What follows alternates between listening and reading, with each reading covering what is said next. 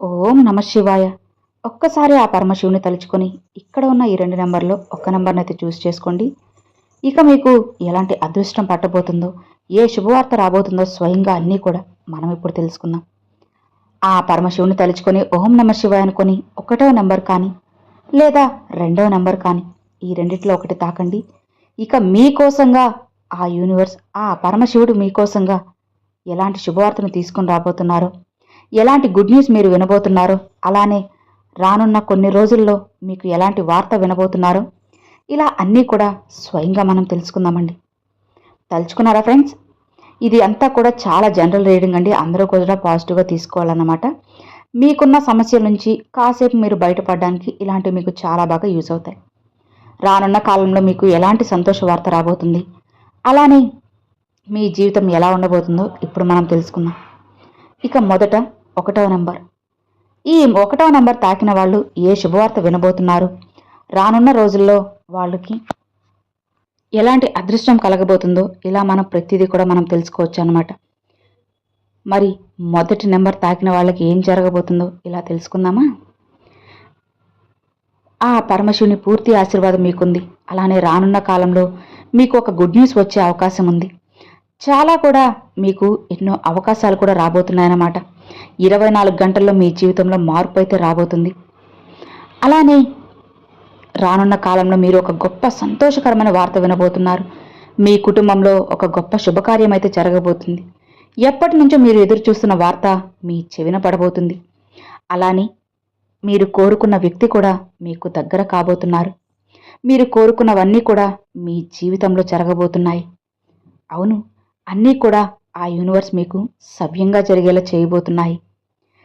ఇక అలానే మీ జీవితం అనేది చాలా సంతోషంగా మూడు పువ్వులు 6 కాయల్లాగా హ్యాపీగా అయితే ఉండబోతుంది. మీ పేరు మారు మోగబోతుంది.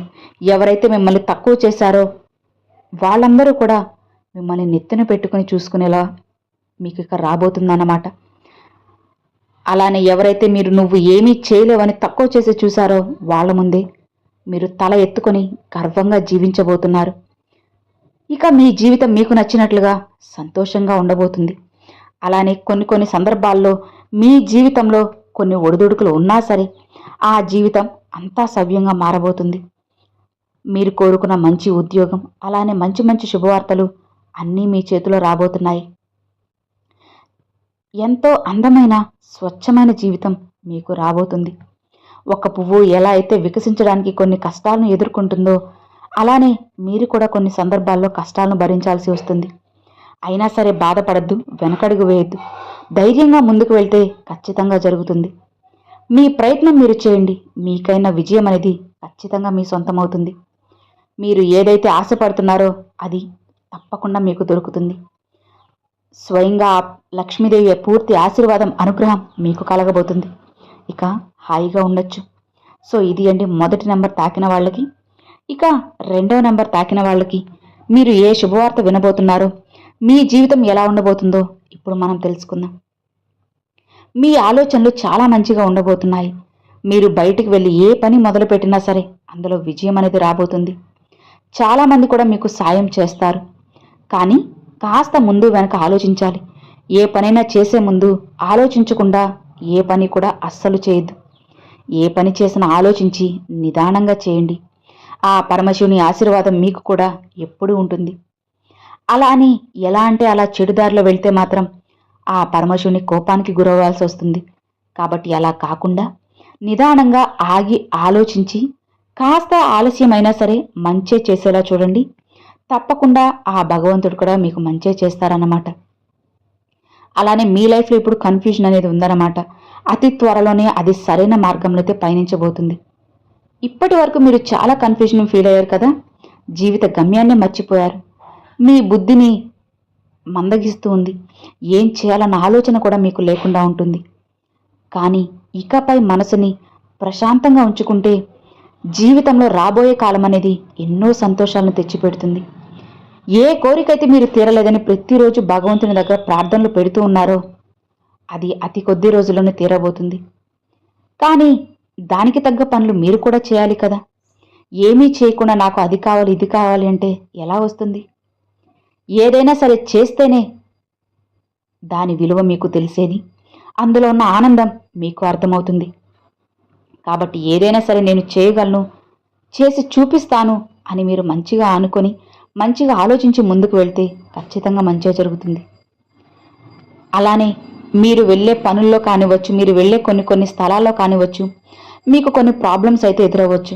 అయినా సరే వెనకడుగు వేయకుండా మీ లక్ష్యాన్ని ఏంటో మీరు గుర్తుపెట్టుకొని సంతోషంగా ముందుకు వెళ్తే అంతా మంచిగా జరుగుతుంది.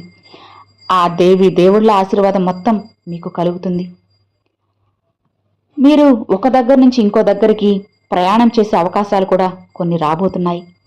కానీ ఏదైనా సరే కాస్త ఆలోచించాలి.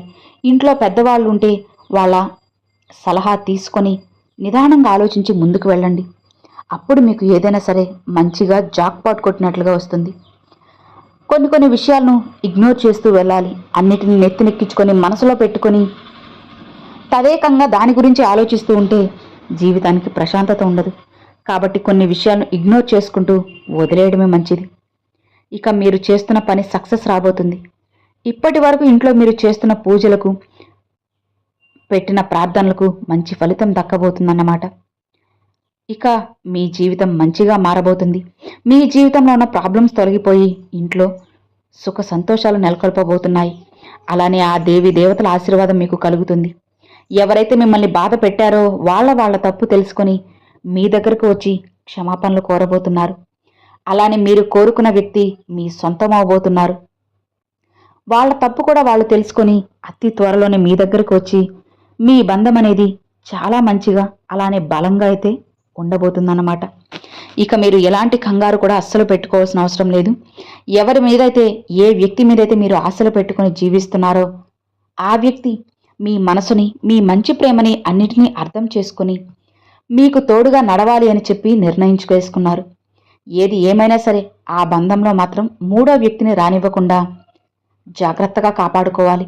అప్పుడే అది శాశ్వతంగా, స్థిరంగా అలా నిలబడి ఉంటుందన్నమాట. కాబట్టి ఏది ఏమైనా సరే ధైర్యంగా ఉండండి. ఆ భగవంతునిపై ప్రార్థనను పెట్టడం ఆపద్దు. అలానే నమ్మకాన్ని మాత్రం కోల్పోవద్దు. అలానే ఏ పని చేస్తున్నా సరే కాస్త ఆలోచించి ఏం చేయాలో మంచి నిర్ణయం తీసుకుంటే జీవితం అనేది చాలా సవ్యంగా సంతోషంగా ఖచ్చితంగా ఉంటుంది. సో ఇది అండి 2వ నంబర్ తాకిన వాళ్ళకి. సో విన్నారు కదండి, 1వ నంబరు అలానే 2వ నంబర్ తాకిన వాళ్ళకి. మరి ఈ వీడియో మీ అందరికీ కూడా కనెక్ట్ అయింది అని అనుకుంటున్నాను. ఈ రెండిట్లో మీరు ఏ నెంబర్ చూస్ చేసుకున్నది నాకు తప్పకుండా కామెంట్లు అయితే షేర్ చేసుకోండి. అలానే ఓం నమ శివాయ అని కూడా కామెంట్లు అయితే షేర్ చేసుకోండి ఫ్రెండ్స్. ఈ వీడియో నచ్చినట్లయితే ఒక చిన్న లైక్ చేయండి. మీ ఫ్రెండ్స్ అండ్ ఫ్యామిలీస్కి షేర్ చేయండి. ఫస్ట్గా మన ఛానల్ చూసేవాళ్ళు సబ్స్క్రైబ్ చేసి సపోర్ట్ చేయండి ఫ్రెండ్స్. Thanks for watching. ఓం నమ శివాయ. శివాయ నమః.